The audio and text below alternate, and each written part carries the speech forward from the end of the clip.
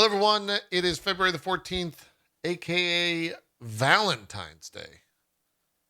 But we don't really have any Valentine's Day themed news. But we do have a lot of news. So let's just go ahead and jump into it.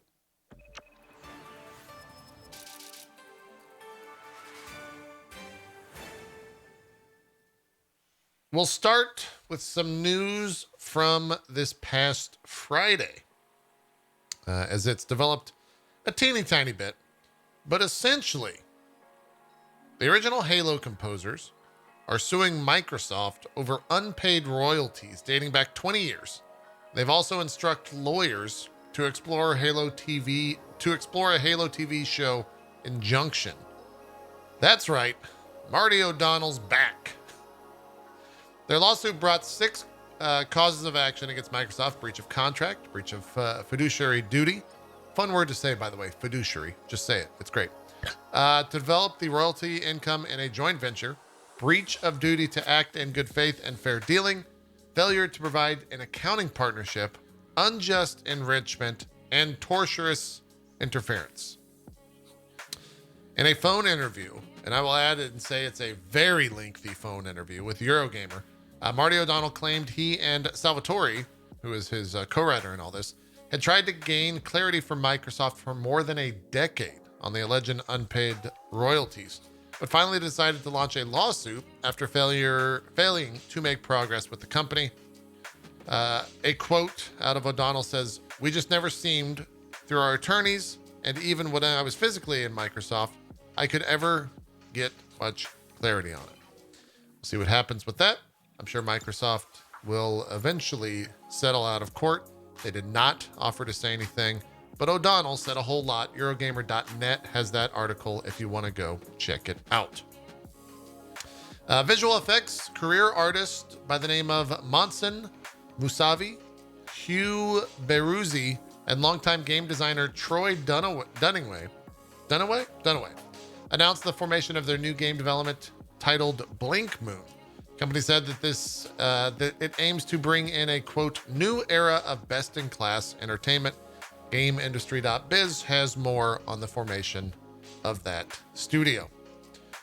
Over in the Subnautica world, they've announced their next game.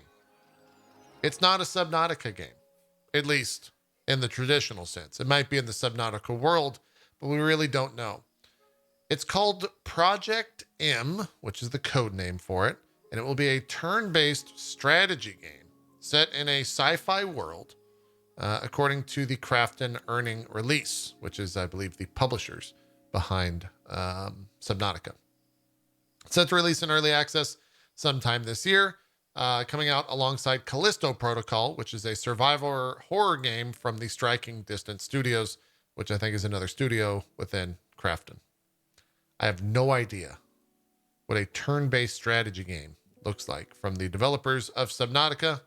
They haven't led me astray yet, so we'll see what that looks like. Could be good. I like a turn-based strategy game. They're always a lot of fun. Focus Entertainment has acquired Lekir Studios, the developer of the Metal Slugs Tactic and Rogue Lord titles. We'll circle back to them a little bit later, as they do have some news from a fake Twitter account that was actually deemed to be fake by them. But we'll get to that later. It's much later on in the news.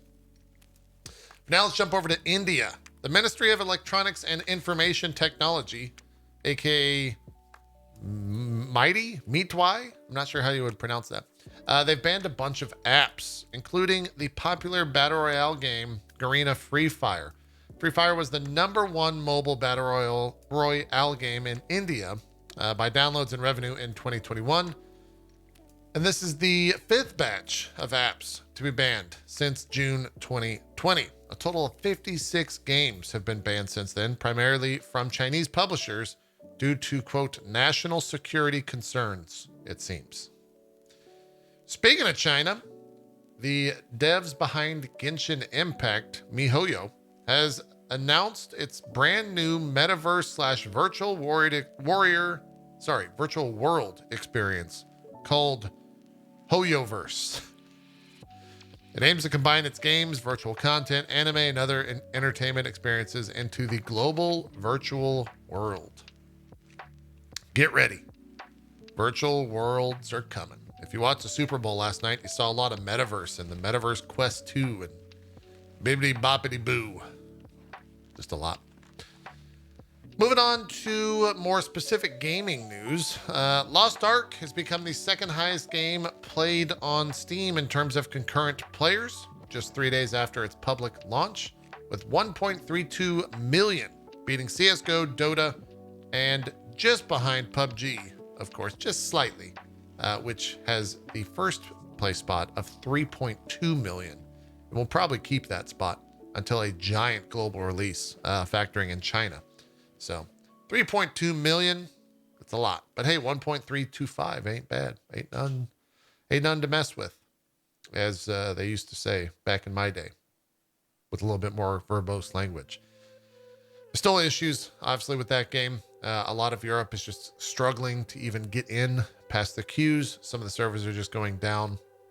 It's definitely not a clear and peaceful launch on a lot of the European servers. But America, for the most part, our servers are generally fine. I think US West has been going down every once in a while. They've definitely taken some servers down. And US East, where I'm playing, been perfectly fine.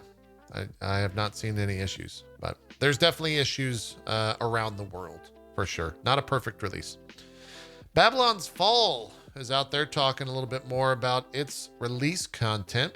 It'll feature seasons lasting 3 months, and each season will have a free and premium battle pass.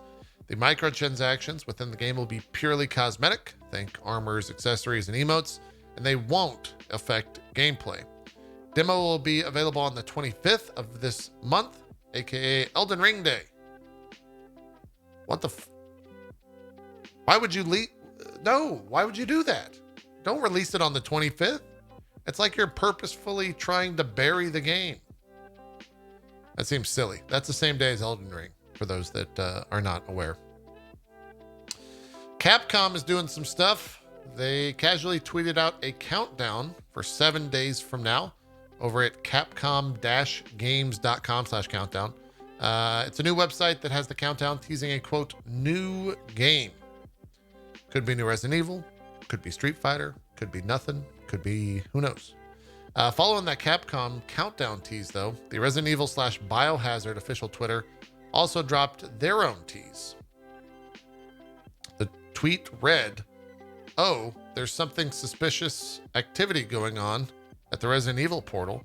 It seems that this was the reason why all the staff around me worked busy lately. There's something going on tomorrow at 4 p.m. JST.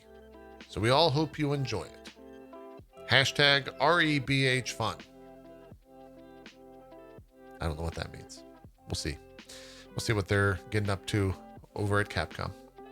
Former Yakuza game director, also I realized I just said Yakuza, that's right. Game director Toshihiro Nagoshi said that the studio will focus on human drama for their first game. In an interview, I believe with IGN, he gave a lengthy quote and says, "We are influenced by movies and are interested in creating games that offer a high level of human drama," Nagoshi explained. "That's what we find fun. Just as before, I hope to create games in that vein that can reach a global audience.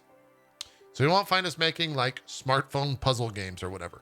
Those games are fun, but what we're good at and what the world expects from us in games with dramatic and games with dramatic and moving stories, and that's what we want to make. So that's where our focus is." Nagoshi said, "Yes, as a game creator, I've always had a number of things I'd like to do one day. There's one idea in particular from my personal locker that I'd like to try to expand on now. The idea is slowly taking shape with the input of the team." In an interview with Nintendo Everything, Mother 3's producer Shinichi Kamioka recently told the website that he, much like the fans, would, quote, also love to see Mother 3 released in the US and Europe. He added, quote, "As a lover of games, I will continue to wait for Mother 3's release worldwide in English." Sounds like he knows something. Maybe he doesn't, though. We'll see. Platinum CEO Atsushi Inaba spoke with Video Games Chronicle and said that they would be willing to entertain acquisition talks in the future should its freedom be guaranteed. He said, quote, "The most important thing for us is to have the freedom to make the games that we want to make. What I hear about the recent acquisitions, I don't think Microsoft is going to start micromanaging Activision to where they take away all their freedom. I don't think it's going to be a relationship like that." No, I don't think it will either, Mr. Anaba. Would a platinum Xbox or Microsoft owned might be kind of interesting. Maybe. That celebration of Nier Reincarnation happened after its 1 year anniversary. They held a special live show talking about how the mobile title had recently announced that it surpassed 15 million downloads. Celebrating the game's success with director/writer Yoko Taro, producer Yosuke Saito, and composer Keiichi Okabe were also there. But what a lot of fans were excited about outside the Nier fandom was the announcement for a collaboration with MMORPG Final Fantasy XIV, set to start sometime later in May this year, according to the roadmap presented. Okay. I wonder if we'll see more about that on Friday's Final Fantasy XIV letter from the producer live. Guess we'll see. Elden Ring's been having some weird things with their PC spec requirements recently. They had them added to the Steam page and then had them promptly removed. According to PC Gamer, who happened to grab them before they were removed, they are quite high. It's also a 60 gig download, but the 12 gigabytes of RAM is one of the bigger issues, that it is so high. We'll see what happens when they actually get posted. Hopefully that game is nice and easy on the PC so that as many people as possible can play it, at least those that want to on the PC. Soro Boo, or Mr. Boo, over at Crossfire X. He's the executive producer. He released an official apology to the fans, quote, for the current state of the game, and, quote, how we plan to address the issues and ultimately ask for a chance to make it all up to you. I did a sponsored stream for Crossfire X. Some of the things that a lot of people are citing are controller sensitivity issues, balance improvements for the boogeyman. This is some of the stuff that they are actually working on. Sorry. The Car 4 ADS issue. Most of the stuff is multiplayer focused from what I can tell. I did a sponsored stream for the single player and it was fine. The multiplayer seemed a little bit rough though, for sure. So at least they're out there working on all that stuff for those Crossfire fans. Tomorrow, CD Projekt Red is going to be doing a stream at 4 p.m. CET. And that it is hopefully going to be showing some new stuff. Whatever they have planned, whatever these patches are coming out.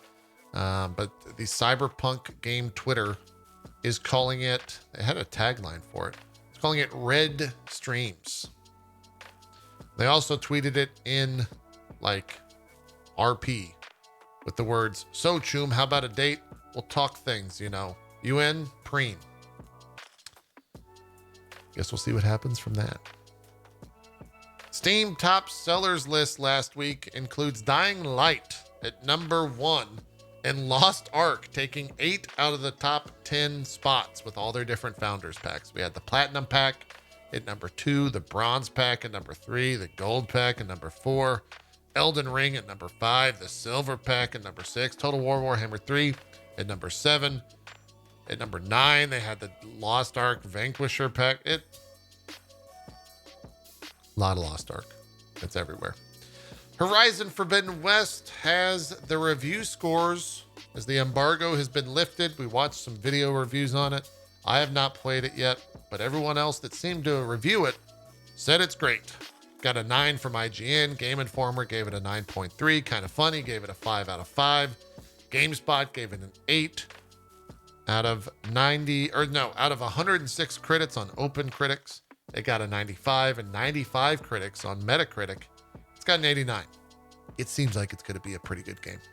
A little bit of random news here, as well as a couple of rumors to round out today's show. The Uncharted director is potentially crafting a Jak and Daxter adaptation for the big screen. He gave a quote and said, "I'm actually working on Jak and Daxter, a version of that for PlayStation, which I think would be a really cool thing to bring to life." Do I want to Jak and... you know. Apparently Willem Dafoe is going to be in an upcoming Five Nights at Freddy's movie. I'd watch that. Yeah. That seems about as crazy as it needs to be to get me interested in a Five Nights at Freddy's movies, to have Willem Dafoe in it. Yeah. What's next? You're going to put Chris Pratt as Mario? A couple days, according to the SNK Twitter account, this is circling back to the Metal Slug Awakening news out of that company. There was a Twitter account that said, "Stay tuned for future details, dear commanders." And a lot of people got very excited about all of this. However, it forced the official SNK Twitter account to come out and post Metal Slug Awakening was announced by an unofficial account. This news is fake, so please be careful what you read online. Sorry to disappoint any Metal Slug fans that had not heard the news yet. Over at the New York Times, Wordle has come out and said that it will block certain offensive words. With a quote, "Offensive words will always be omitted from consideration." According to a New York Times representative in an interview with Polygon. As we have just started, Wordle's transition to the New York Times website, we are still in the process of removing those words from the gameplay. What I will say is, if you're looking for naughty words, check out Loodle by my friend Gary Whitta and company. It's got like, I don't know, some crazy amount of downloads. It's a goof, like 2 million or something. And it works completely fine with all the curse words and naughty words that apparently the New York Times won't have. Maybe they'll buy that as well. Two rumors. Jeff Grubb over at the Giant Bomb during the show Grub Snacks was talking about an HD remaster of GoldenEye 007, the N64 classic. He says it could be revealed soon. And he also said, quote, "I think that Microsoft is going to be the one to announce what's going on." They said, "I think this game is probably coming pretty soon. I'm thinking in the next couple of weeks." I don't know if there's enough nostalgia for that to actually be fun in today's current multiplayer world. Maybe. Who knows? Also in the world of remakes, although calling this a remake is kind of a weird rumor, but apparently Until Dawn is going to be getting a potential next gen update, is probably what I would call it, but it's coming from an account called Account NGT on Twitter. They've had a couple of inside scoops related to upcoming games. I guess an Until Dawn coming out on PS5 or Xbox Series X would make a lot of sense. Maybe sell some. And it would probably look pretty good too, considering that game's not that old. Until Dawn's probably also their best product that they've put out over there at Supermassive. So, yeah, why not? That would make sense. Maybe sell some copies. Already got the game made. Just up-res it a bit. Run it at 60 FPS. Bob's your uncle.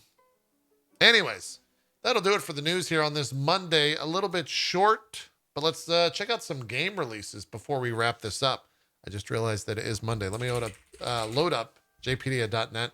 Obviously, the big release coming out on Friday is going to be Horizon Zero Dawn. Nope, Horizon Forbidden West. I will forever get that incorrect. Also coming out this week, today was a game called Infernax. Tomorrow, Star Wars The Old Republic Legacy of the Sith, which is the DLC expansion. Didn't that get delayed? Or maybe this was the delay. Dynasty Warrior 9 Empires is getting its global release. The fighting game King of Fighters 15 comes out on the 17th. Total War Warhammer 3 finally launches as well this Wednesday. Looking forward to that. I played some of it earlier for a sponsored stream. You can also get it on Game Pass day 1. Assassin's Creed The Ezio Collection is launching out on Switch. The new Sea of Thieves adventure, Shrouded Isles, comes out as well as on the 17th, as well as the sequel to Voice of Cards entitled The Forsaken Maiden. Looks like Horizon's going to close us out on the 18th. And then, of course, next week, we got Elden Ring. We got Destiny 2, The Witch Queen. We got a whole bunch of stuff. So we'll circle back on all that on Monday and discuss it then. For now, though, we're out of here. Go forth, play some video games. There's a lot of choices out there. Lost Ark's free. Maybe check it out. Maybe don't. If you do, though, feel free to circle by the stream. You can get some Lost Ark drops, things like that. We'll also be playing it from most of the week, actually, on. But Friday, we'll be jumping into the Old Horizon, doing our marathon streams. Probably go 10 plus hours on Friday, Saturday, Sunday until that game is finished so that we can get ready for Elden Ring. As always, if you do want to grab JPNN, you can grab the podcast version if you don't want to listen or see my dumb face on video on places like iTunes and Spotify, wherever you want. Feel free to drop a comment. Let us know what we can improve on the show.